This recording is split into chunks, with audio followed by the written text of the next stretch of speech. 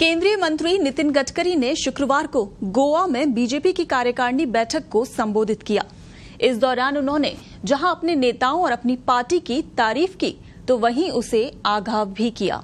नितिन गडकरी ने कहा कि बीजेपी अलग सोच वाली पार्टी है और यही कारण है कि वो लगातार जनता का विश्वास जीतने में कामयाब हो रही है।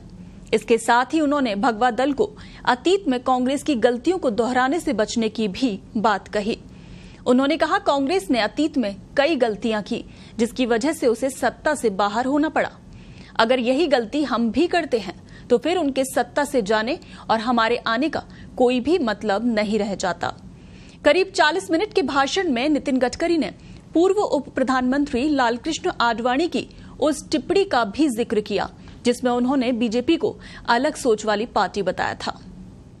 उन्होंने कहा आडवाणी जी कहते थे कि हम अलग सोच वाले हैं, तो हमें ये समझना होगा कि हम अन्य राजनीतिक दलों से कितने अलग हैं। हमें ये जानना चाहिए कि राजनीति के जरिए सामाजिक और आर्थिक सुधार लाया जा सकता है। नितिन गडकरी ने अपने भाषण के दौरान जाति आधारित राजनीति के चलन की आलोचना करते हुए कहा, जो करेगा जात की बात उसे पड़ेगी कसकर लात। वो बोले, मैंने व्यक्तिगत तौर पर जातिगत चलन पर न चलने का निर्णय लिया है और जाति आधारित राजनीति में नहीं पड़ूंगा। गडकरी ने कहा कि व्यक्ति की पहचान उसके मूल्यों से होती है, जाति से नहीं।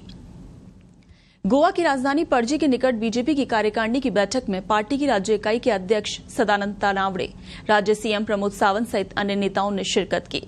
इस बैठक में नितिन गडकरी ने पार्टी नेताओं से हर निर्वाचन क्षेत्र का दौरा करने और संगठन को और अधिक मजबूत बनाने का भी आग्रह किया। चर्चा है कि इस बैठक में 2027 के विधानसभा चुनावों में सत्ता बरकरार रखने के लिए रणनीति पर भी खासी चर्चा हुई। लेकिन इस बैठक के जरिए जहां नितिन गडकरी अपनी पार्टी की तारीफ करने के साथ साथ उसे आगाह भी करके गए हैं।